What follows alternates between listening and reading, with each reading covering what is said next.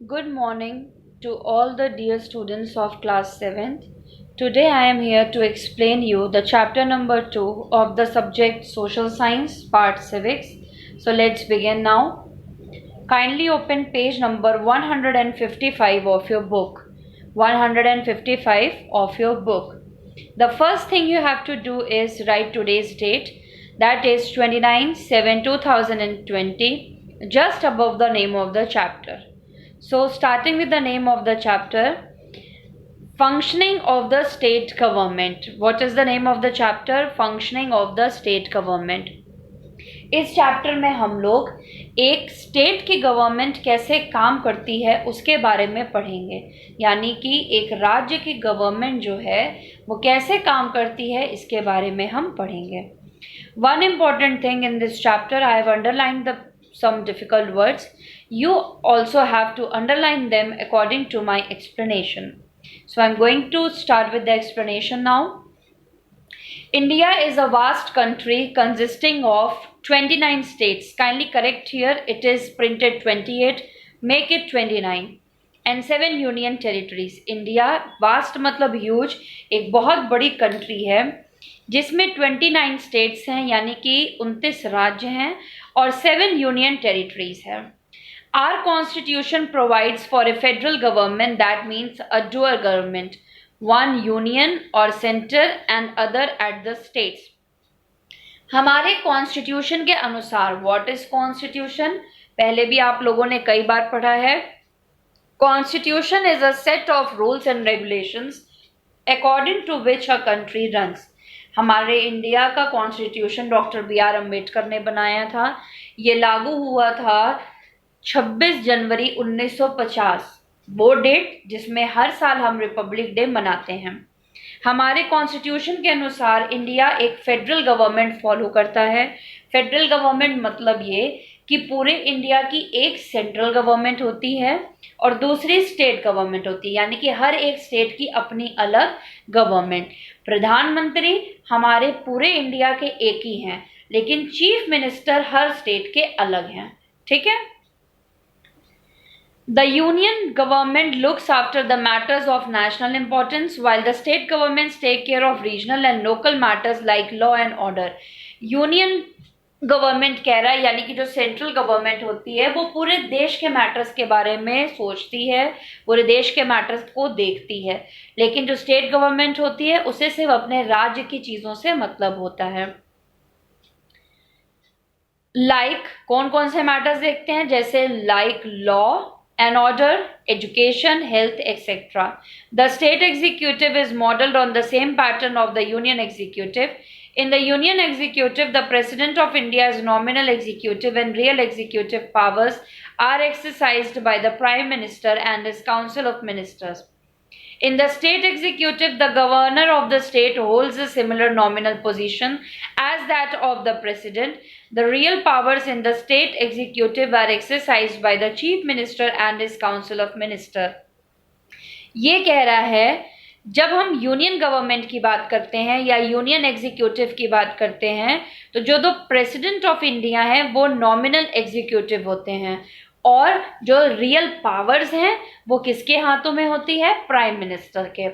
वहीं पे जब हम एक स्टेट की बात करते हैं तो गवर्नर हमारे जो होते हैं वो स्टेट एग्जीक्यूटिव होते हैं और पावर सबसे ज्यादा किसके पास होती है, chief minister of the state के पास. Next topic is state legislature. Every Indian state has its own legislature. A state legislature usually consists of the governor of the state and one house of legislative called the Vidhan Sabha, yani legislative assembly. Some states have one house while others have two. Where there is one house, it is called the legislative assembly, and where there are two houses, the upper house is called legislative council and the lower house is called legislative assembly. ये क्या कह रहा है, state legislature में क्या क्या चीजें आती हैं. हर इंडियन स्टेट का अपना एक लेजिस्लेचर होता है. कुछ स्टेट्स में एक ही हाउस होता है, कुछ स्टेट्स में दो हाउस होते हैं. जिस स्टेट में एक ही हाउस होता है उसे हम कहते हैं विधानसभा, और सम स्टेट्स में क्या होता है, दोनों हाउस होते हैं तो एक को हम बोलेंगे लेजिस्लेटिव असेंबली और दूसरे को हम बोलेंगे legislative council. Next topic, page number 156, the Vidhan Sabha और legislative council. The Vidhan Parishad, sorry, I have said Vidhan Sabha by mistake, it is Vidhan Parishad. The Vidhan Parishad or the Legislative Council is the upper house of the assembly. Vidhan Parishad upper house कहा जाता है assembly का। The tenure of a member in the Vidhan Parishad is 6 years. Vidhan Parishad में जो member शामिल है उसको 6 साल के लिए मेंबर बनाया जाता है, कम से कम 6 सालों के लिए। Every 2 years, 1/3 of the members retire and fresh ones are elected. हर 2 सालों पे पूरे मेंबर्स के 1/3 मेंबर्स को रिटायर कर दिया जाता है और उनकी जगह पे नए मेंबर्स को लाया जाता है।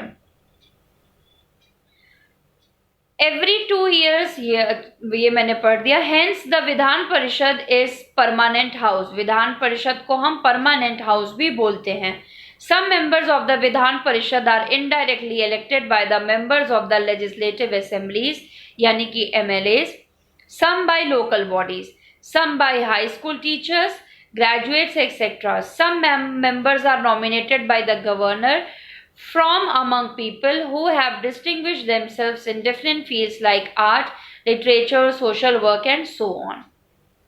Next is the Vidhan Sabha or the Legislative Assembly.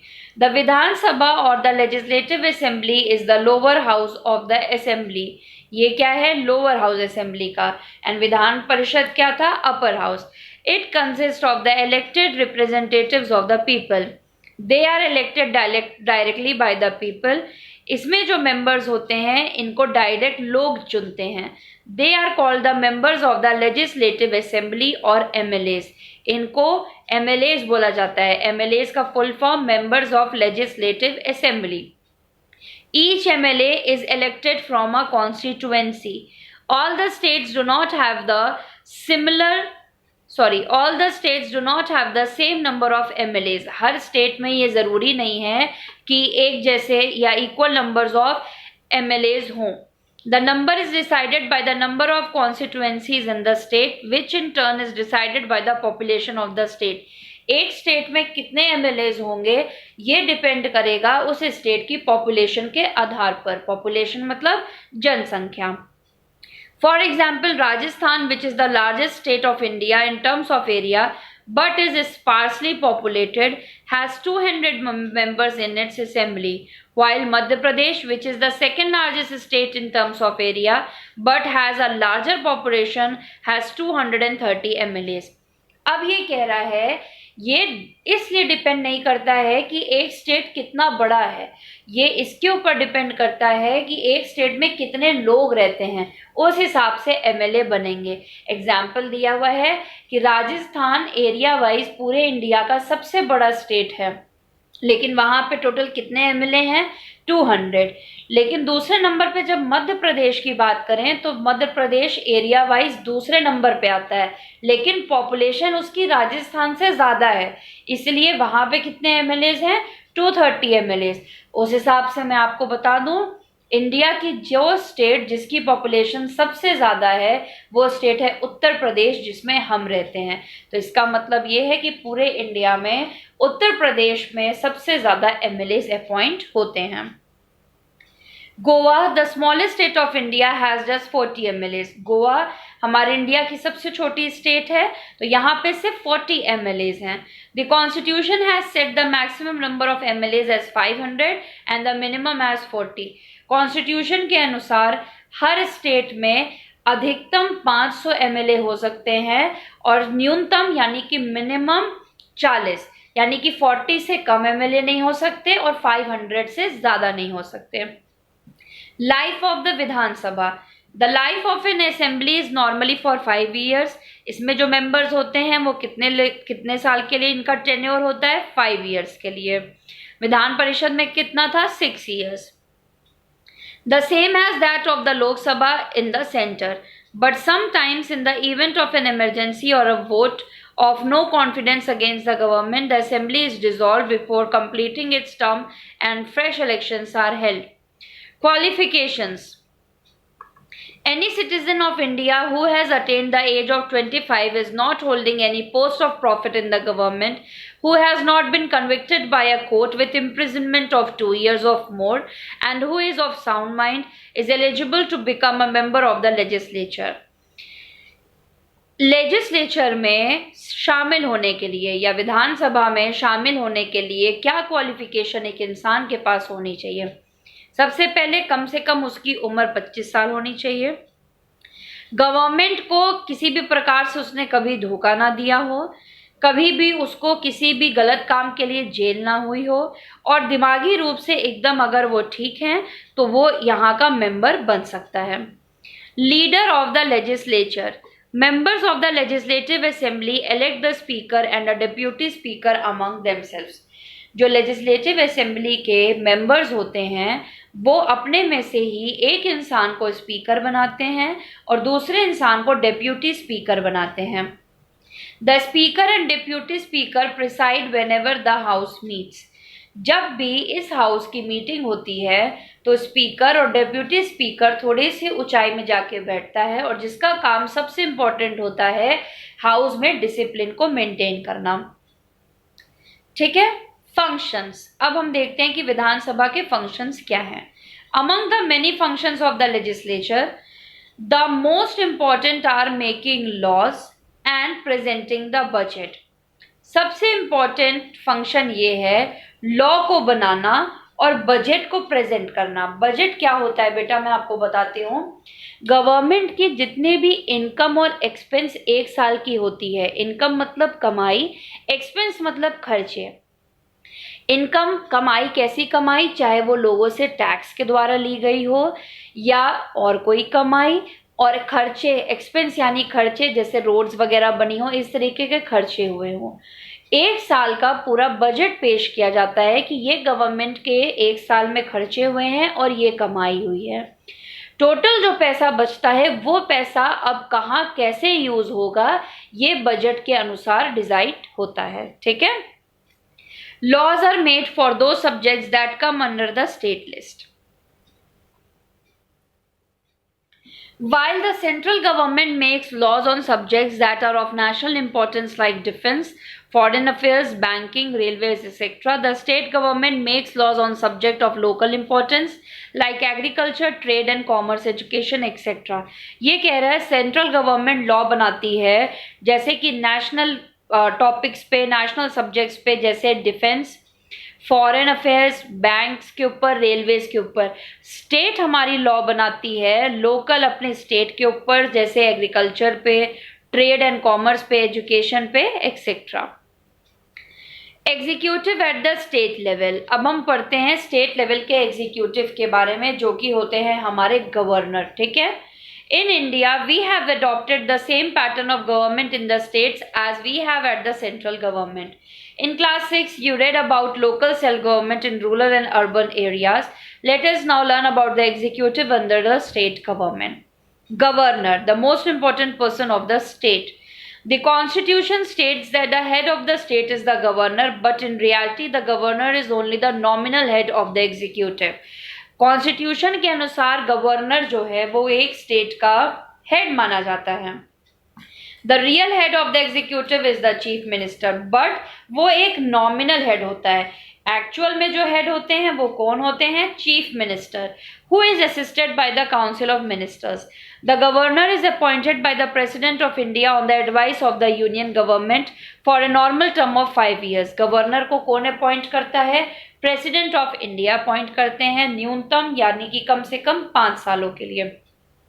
He or she holds office at the pleasure of the president. Qualification of the governor. एक स्टेट के गवर्नर बनने के लिए एक इंसान के पास क्या क्वालिफिकेशन होनी चाहिए? सबसे पहले the governor must be a citizen of India. Citizen of India का मतलब कि उसकी बर्थ कहाँ की होनी चाहिए? इंडिया की, जन्म उनका इंडिया में होना चाहिए। Next, he or she must have completed 35 years of age. कम से कम उनकी उम्र 35 years होनी चाहिए। Third, He or she must not hold any office of profit nor be a member of the parliament or state legislature. और अभी तक ना तो वो member of the parliament होना चाहिए ना state legislature के. Powers and functions of the governor. अब हम पढ़ते हैं कि एक गवर्नर ऑफ स्टेट के पास क्या पावर्स होती हैं और क्या फंक्शंस वो परफॉर्म करते हैं. The governor invites the leader of the party which has won majority of seats in the state elections to form the government. जब इलेक्शन हेल्ड होते हैं, जिस पार्टी ने सबसे ज्यादा वोट जीते होते हैं उसको मेजोरिटी पार्टी कहते हैं. उस पार्टी को गवर्नर इनवाइट करते हैं और उनको बताते हैं कि आपको गवर्नमेंट कैसे फॉर्म करनी है. The governor appoints the chief minister. और गवर्नर ही हमारे चीफ मिनिस्टर को चुनते हैं. हमारे स्टेट के चीफ मिनिस्टर को कौन चुनता है? Governor. Council of ministers and all other high ranking officials of the state. Chief minister के अलावा काउंसिल ऑफ मिनिस्टर्स और उसके अलावा कुछ अदर ऑफिशियल्स को भी गवर्नर चुनते हैं. ही और she also has the power to dissolve the Vidhan Sabha. Bills can become laws only if they are signed by the government. अगर किसी स्टेट के चीफ मिनिस्टर ने कोई बिल पास किया है, अभी बिल के बारे में हम आगे पढ़ेंगे कि बिल कितने प्रकार के होते हैं, तो उसमें सिग्नेचर सबसे इंपॉर्टेंट गवर्नर का होता है, तभी वो बिल एक लॉ बनता है. The governor is consulted by the president in the appointment of judges to the high court. If the government feels that a particular state government is not functioning as per the constitution, he or she can send a report to the president. This could lead to the president rules in the state. ये कह रहा है कि अगर governor को लगता है कि जो सरकार बनी है स्टेट में वो अपना काम ठीक से नहीं कर रही है, तो गवर्नर एक लेटर लिख देते हैं प्रेसिडेंट को कंप्लेन करते हुए कि मैं इनके काम से खुश नहीं हूँ. तो प्रेसिडेंट चाहें तो उस स्टेट में गवर्नमेंट जो चल रही है उसे हटा के डिसॉल्व करके अपना रूल कर सकते हैं. अब हम पढ़ते हैं चीफ मिनिस्टर के बारे में. Who is the actual executive of a state. The chief minister performs the same functions in a state that the prime minister performs at the center. ये कह रहा है चीफ मिनिस्टर का वही काम होता है जो प्राइम मिनिस्टर का होता है. जो प्राइम मिनिस्टर अपने देश के लिए करते हैं वो एक चीफ मिनिस्टर अपनी स्टेट के लिए करते हैं. अभी इस समय हमारे स्टेट के चीफ मिनिस्टर कौन है? योगी आदित्यनाथ. ठीक है. After the elections, the leader of the party that has won a majority of votes is invited by the government to form the government. The other party is from the opposition. If there is no clear majority, a group of parties may join together to form a coalition. The leader they choose is made the chief minister. After that, the chief minister advises the governor in the appointment of the council of ministers. The governor administers the oath of office to them. बहुत important topic है ये. यहाँ पे बोल रहा है जब governor अपने ऑफिस में सारी पार्टीज को बुलाते हैं, जिस पार्टी को सबसे ज्यादा वोट मिले होते हैं, जैसे कि कांग्रेस के नेता खड़े हुए, बीजेपी के नेता खड़े हुए, सपा के नेता खड़े हुए. ठीक है. अब इन तीनों पार्टी में जिस भी पार्टी को सबसे ज्यादा वोट मिलेंगे उस पार्टी में से एक लीडर को चुना जाता है जो कि हमारा चीफ मिनिस्टर बनता है. लेकिन अगर ऐसा हो कि तीनों पार्टी के वोट आपस में आसपास मिल रहे हों या किसी को भी ज्यादा वोट ना मिले हों, तो उसमें एक चीज ये हो सकती है कि दो पार्टी आपस में जुड़ जाए, जिसको बोलते हैं कोलिशन गवर्नमेंट, यानी कि हिंदी में जिसे बोला जाता है गठबंधन की सरकार. अगर वो आपस में मिल जाए तो उनके वोट्स आपस में ऐड हो जाएंगे, तो वो मेजॉरिटी पार्टी हो जाएगी. फिर उसमें से वो अपना लीडर चुन के चीफ मिनिस्टर बनाते हैं. और उसके बाद जब चीफ मिनिस्टर चुन लिए जाते हैं तो गवर्नर उनको ओथ लेने के लिए कहते हैं कि अब आप खड़े होइए. ओथ मीन्स एक प्लेज जो ली जाती है. ठीक है. Ministers of state level.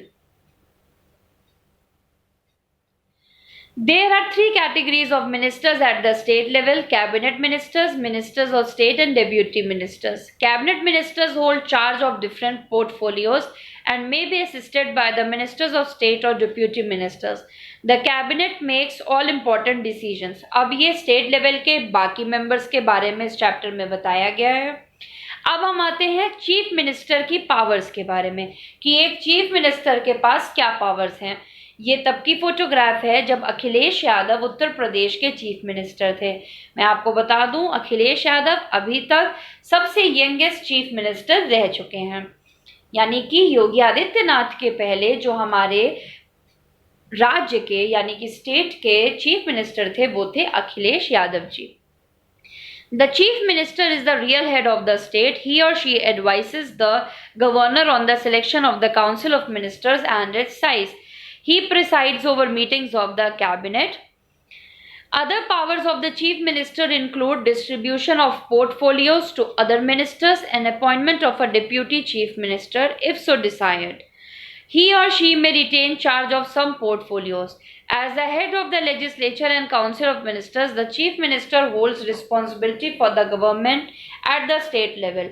It is his or her responsibility to maintain a good relationship with the center, even if a different political party is in power at the center. The governor acts on the chief minister's advice. The chief ministers can ask a minister to resign if it is necessary. If a vote of no confidence is passed against the government, the entire ministry has to resign. ये कह रहा है chief minister सबसे powerful इंसान यानी कि सबसे main executive होता है एक स्टेट का। चीफ मिनिस्टर को अपने रिश्ते सेंट्रल गवर्नमेंट के साथ मेंटेन करके चलने पड़ता है, चाहे सेंट्रल गवर्नमेंट में उनकी पार्टी की गवर्नमेंट चल रही हो चाहे ना चल रही हो, लेकिन आपको उनको आदर देना पड़ेगा क्योंकि वो गवर्नमेंट पूरे सेंट्रल में चल रही है। गवर्नर जो हैं स्टेट के वो चीफ मिनिस्टर से डिस्कशन करके ही चीज़ें कुछ करते हैं। चीफ मिनिस्टर अगर चाहें तो किसी भी मेंबर को हटा सकते हैं, उनको रेजिग्नेशन लेटर दे सकते हैं अगर वो उस काम से खुश नहीं है तो। अब हम पढ़ते हैं functions of the state legislature. The legislature performs several functions. One of the most important functions of the legislature at the state level is to make laws on the subjects that are included in the state list. The legislature not only makes laws but can also abolish laws that are outdated. Legislature का काम है laws बनाना, especially state related, जैसे हमने अभी आपको समझाया था, जैसे agriculture related, ठीक है। How are laws made? अब हम पढ़ेंगे कि लॉ बनते कैसे हैं। The proposal to make a law is presented in the form of a bill in the legislature. Bills introduced in the legislature are discussed, debated and voted upon. There are two kinds of bills, ordinary bills and money bills. दो तरीके के bill होते हैं, ordinary bill और money bill. एक चीज मैं आपको समझाती हूँ, अगर सबको पता है अभी हमने पढ़ा दो हाउस होते हैं, upper house and lower house. अगर अपर हाउस में कोई बिल बना, ठीक है, तो सबसे पहले 3 स्टेजेस से उस बिल को गुजरना पड़ता है। सबसे पहली स्टेज जिसको कहते हैं फर्स्ट रीडिंग, उसमें एक इंसान खड़े होके उस बिल के बारे में सारे मिनिस्टर्स को बताता है और सबको उसकी एक एक कॉपी बांट देता है। सेकेंड स्टेप में सारे मिनिस्टर्स उसको पढ़ते हैं और अपना अपना सजेशन देते हैं अगर उसमें कुछ चेंजेस वो चाहते हैं तो। थर्ड स्टेज में उस बिल को फाइनली लिख लिया जाता है सारे चेंजेस करने के बाद जो मिनिस्टर्स ने उनको बोला है, और उस बिल को आगे दूसरे हाउस में भेज दिया जाता है यानी कि लोअर हाउस में। फिर यही तीनों प्रोसेस हमारा जो है लोअर हाउस में भी फॉलो होता है। फिर उसके बाद उसको भेजा जाता है द प्रेसिडेंट ऑफ इंडिया के पास। अगर द प्रेसिडेंट ऑफ इंडिया को उसमें कुछ कमियां लगी तो वो वापस भेज देते हैं कि इसमें फिर करेक्शन करो। फाइनल करेक्शन होने के बाद जब वो बिल प्रेसिडेंट के पास जाता है और जब तक प्रेसिडेंट किसी बिल पे सिग्नेचर ना कर दे तब तक वो बिल एक लॉ नहीं बनता है। तो ये आपको समझ में आ गया कि बिल लॉ कैसे बनता है। चलिए अब हम पढ़ते हैं ऑर्डिनरी बिल्स के बारे में। An ordinary bill can be introduce in either the upper or the lower house. Ordinary bill चाहे अपर हाउस में इंट्रोड्यूस हो चाहे लोअर हाउस में। When a bill is tabled, it is discussed and debated upon. After the bill has been debated, it is put to vote. If it is passed in the Vidhan Sabha by a majority, it is then sent to the Vidhan Parishad for debate and vote. The Vidhan Parishad cannot keep the bill for more than 6 months. इसमें बेटा वही चीज़ है जो मैंने आप लोगों को समझाई है।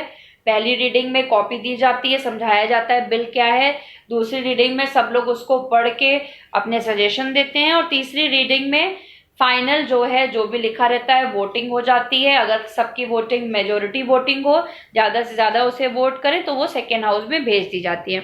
तो ऑर्डिनरी बिल कहीं पे भी बन सकता है, चाहे अपर हाउस में चाहे लोअर हाउस में।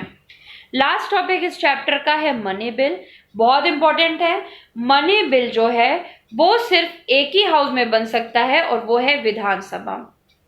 A money bill is the one which deals with the financial matter, जो कि पैसों से रिलेटेड मैटर्स पे डील करता है। A money bill can be introduced only in the Vidhan Sabha. Money bill सिर्फ विधानसभा में ही इंट्रोड्यूस किया जा सकता है। बाकी सारी चीजें इसमें भी सेम है, जैसे मैंने आपको बिल के बारे में बताया कि बिल लॉ कैसे बनता है। अब इस चैप्टर की हम एक्सरसाइजेस सॉल्व करते हैं। Exercise number B, choose the correct answer. Number 1, the tenure of a member of the Vidhan Parishad is, in this options, one option is not given, that is 6. Make 5 6 as the right answer is 6 years. Vidhan Parishad में tenure कितना है? 6 years का। तो आप इसको 6 बना लीजिए and then tick this.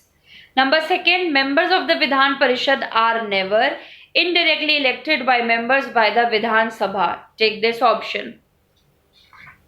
Next page, page number 160. A money bill can only be introduced in the Vidhan Sabha. ये अभी हमने समझाया, मनी बिल सिर्फ विधान सभा में इंट्रोड्यूस हो सकता है। So take this option. Question number C, filling the blanks with the appropriate word from the list. यहाँ पे लिस्ट दी हुई है, यहाँ पे हमें सही ब्लैंक फिल करना है। Number 1, India is a union of states. Number 2, a governor holds office at the pleasure of the president. Number 3, the upper house of the state legislature is called the Vidhan Parishad or the Legislative Council. All the spellings of this are given here. Number 4, the draft of a law is called a bill. Number 5, the senior ministers form the cabinet. Question number D, match the following. Number 1, being in name and not in reality.